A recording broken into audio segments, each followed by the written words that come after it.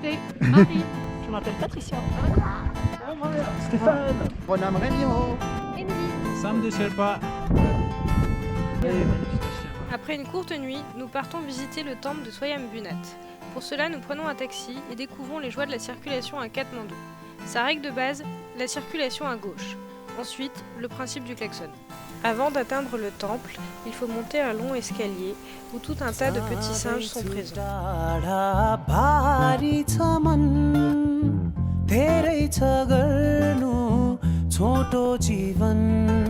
सम्झन खोज्दा आतिन्छु झन् हजार सपना अधुरै छन् जाँदैछु टाढा भारी छ मन धेरै छ गर्नु छोटो जीवन सम्झन खोज्दा आतिन्छु झन् हजार सपना अधुरै छन्।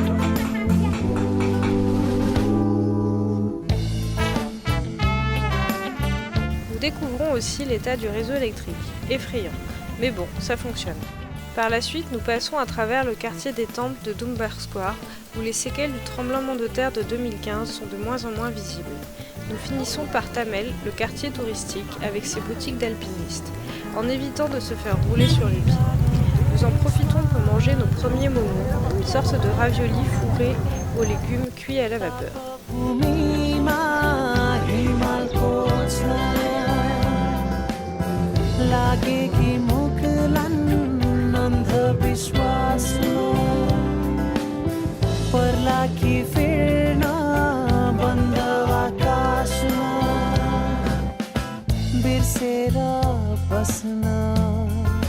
C'est les sacs pour les Sherpas. Bon, rien de ouf, hein. On aurait pu le porter, mais on verra avec l'altitude. 5000, ce sera peut-être pas pareil. Lors de la saison des treks et des expéditions, les avions ne décollent plus de Katmandou. Il faut faire 4 heures de route, pas forcément carrossable, pour rejoindre l'aéroport de Ramechhap. Là, c'est un festival. Il y a 3 compagnies aériennes, 6 avions qui font des rotations jusqu'à Lukla, et toutes les expéditions qui se battent pour avoir un vol. Même si normalement il y a un système d'enregistrement et de vols prévus, régulièrement les vols sont annulés, les avions bloqués au tarmac à cause de la météo, du brouillard, du vent. On devait décoller à 7h30. À midi, alors qu'on attend dans un café, on apprend que les vols reprennent. On court, on pèse les valises, on passe la sécurité, et là, une fois dans la salle d'embarquement, vol suspendu à cause du vent. À 14h30, une des 3 compagnies s'avoue vaincue et annonce la fin des vols pour aujourd'hui. Nous, consigne d'attendre. 14h50, des pilotes s'avancent sur la piste, éclat de joie, ça vole.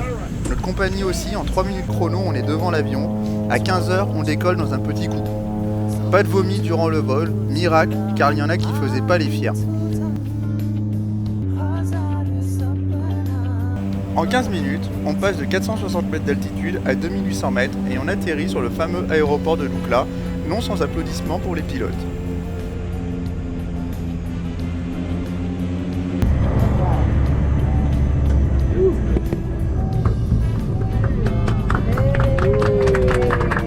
Après le vol, nous faisons la connaissance de notre équipe et go en direction de Fagdi, sans oublier la réalisation des permis pour les parcs. Que dire, l'administration française à côté, c'est bien.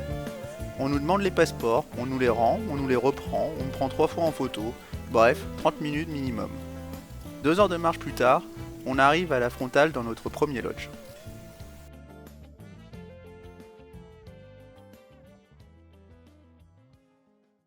Direction Nanche Bazaar, le Chamonix de l'Everest. Pour cela, nous empruntons de beaux ponts népalais et devons céder la place à de nombreux convois de chevaux ou de porteurs. Afin de bien nous acclimater, Samdé nous fait cheminer à un rythme très lent, nous ne devons pas le dépasser. Faisons un petit aparté sur notre équipe. Nous sommes donc 6 trekkers touristes novices. Et pour nous accompagner, nous avons 6 personnes, rien que ça. Nous avons Samdé, notre guide francophone, qui vient de l'ethnie Sherpa. Sherpa qui vient de Cher de l'Est et pas Jean, donc les gens de l'Est. Il est aux petits soins pour nous et parle très bien français. Ensuite, il y a Mek et Tassi, 2 Sherpas mais pas forcément issus de l'ethnie Sherpa. C'est Samdé qui les a choisis. Eux aussi sont aux petits soins pour nous. Dans les lodges, ce sont eux qui nous servent le repas, le thé, montent nos sacs. Pendant la journée, ils ferment la marche en portant la trousse de secours et le caisson hyperbare gonflable. Enfin, nous avons les 3 plus valeureux, nos 3 porteurs, très discrets que l'on voit peu. Ils partent avant nous le matin et nos sacs sont au lodge suivant avant nous. Pour les treks et expéditions, la charge maximale par porteur est réglementée à 30 kg. Ici, pour nous, ils portent environ 20-25 kg. Souvent, ils ont des chaussures qui ferment, mais nous en croisons encore en claquettes. Un petit tour d'acclimatation nous permet d'apercevoir l'Everest et la Madabla. Nous passons ensuite par l'école construite par Sir Edmund Hillary. Elle accueille entre 200 et 400 élèves entre 4 et 16 ans.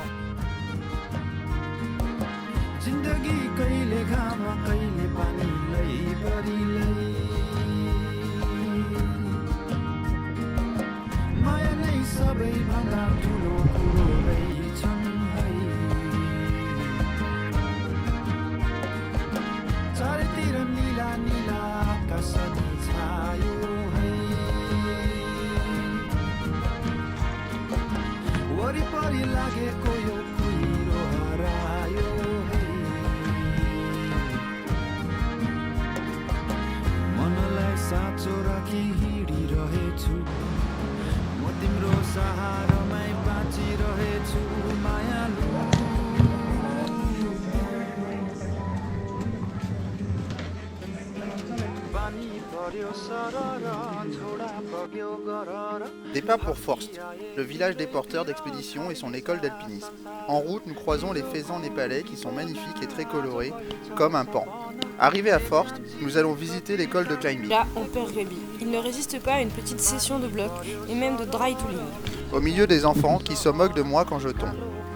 Dans la région de l'Himalaya, le sport national est le volleyball, surtout car le terrain est plus petit. Mais cela n'empêche pas de jouer un peu au foot. Quand on dit qu'on est français, le premier réflexe des enfants est de dire Mbappé.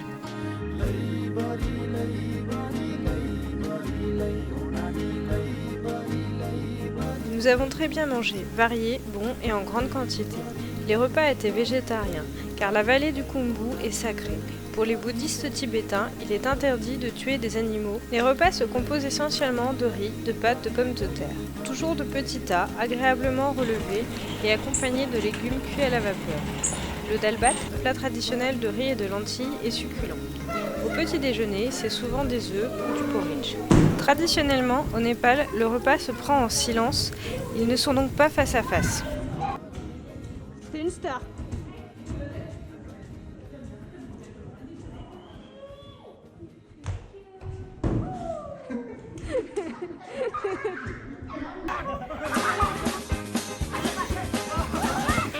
Après une bonne journée de marche, nous arrivons à notre lodge. Il y a le traditionnel tea time, souvent accompagné de gâteaux. Ensuite, nous prenons possession de nos chambres. On s'installe, on installe le sac de couchage, on se change, on se lave, lingette ou douche de temps en temps.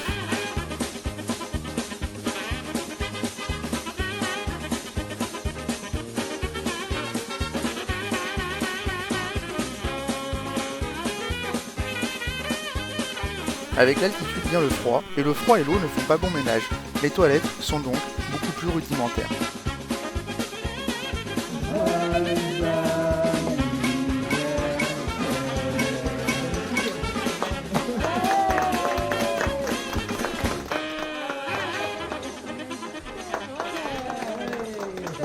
C'est le grand jour, direction Dingboche et la barrière des 4000.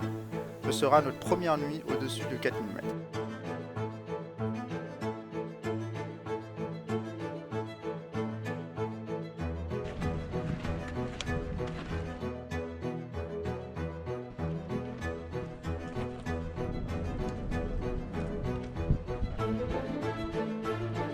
Très souvent, nous avons le bœuf sur le nez, ce n'est pas pour le soleil ou la pollution, mais pour éviter la poussière dans le nez et la gorge. Cela pourrait faire éternuer et avec l'altitude ce n'est pas beau. Les Népalais le font tous, ce n'est pas réservé aux touristes.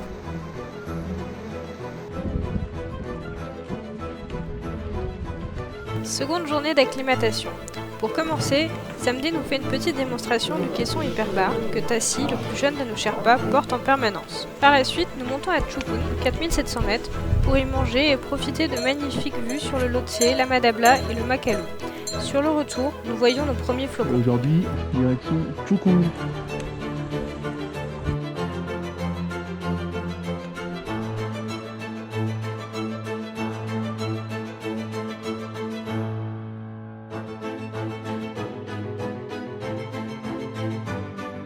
Les Népalais, dès qu'ils le peuvent, profitent de la chaleur du rocher pour faire sécher leur linge.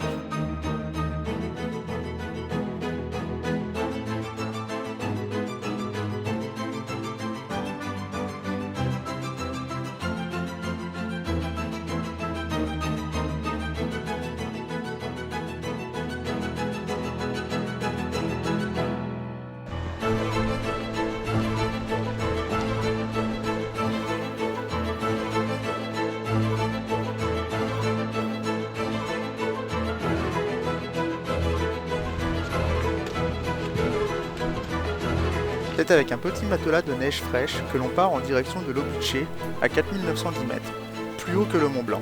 Très joli paysage, mais on retrouve un peu la foule qui se dirige vers le camp de base de l'Everest. Pour y arriver, nous passons le col de Chokla et son mémorial des alpinistes décédés dans la région.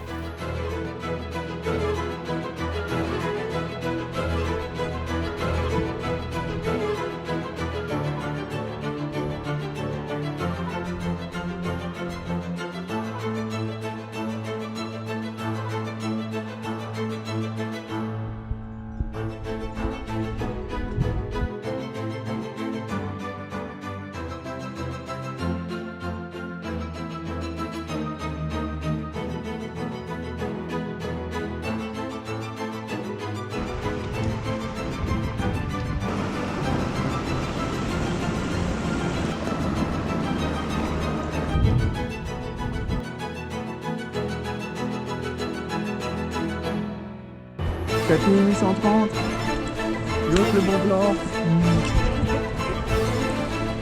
et l'autre le Mont Blanc, et tout va bien, pour l'instant, la madame là, et là le mémorial pour les alpinistes décédés sur l'Everest.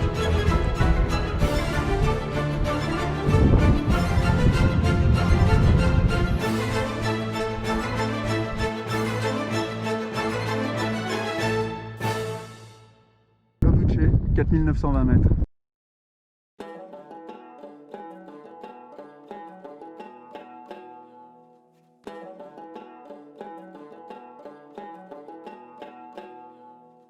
Il est 4 heures, le réveil sonne. En fait, pas tout à fait. On toque délicatement à la porte, ce sont nos Sherpas qui viennent nous réveiller et nous apportent le thé. 14h30 et on part pour le Kalapatar. Ça y est, c'est parti. Patar pour Pauline et Kala pour Noir. Nous remontons la moraine à la frontale. Une pause à Gorbatchev pour prendre un petit déjeuner et direction la montée finale.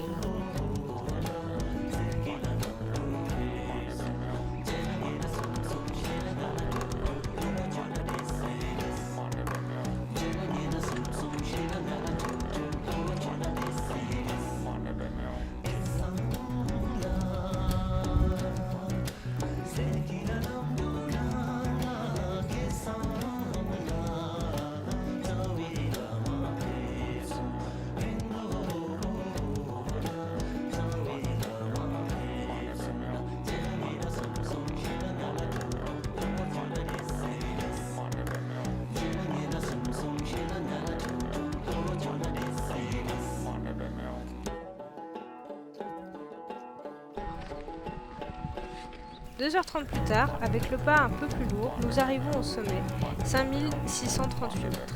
Sommet du Kalapatar, 2630 mètres. Avec l'Everest, le Nopsé, le Lost et le glacier de Khumbu. Là-bas, la Madabla. Le paysage est à couper de souffle, météo parfaite, vue parfaite sur l'Icefalls, le glacier du Khumbu, le camp de base de l'Everest et surtout, 3 km au-dessus, l'Everest lui-même. Silence, nous profitons.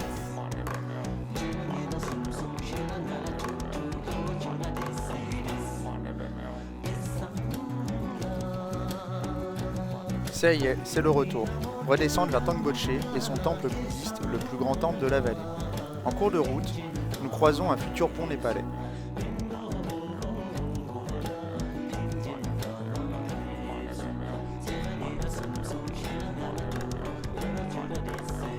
Tous les matins, les Népalais purifient la maison en brûlant de l'encens.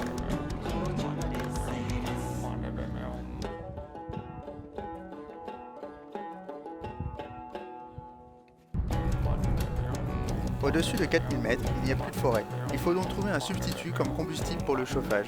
C'est la bouse de yak séchée qui fait office.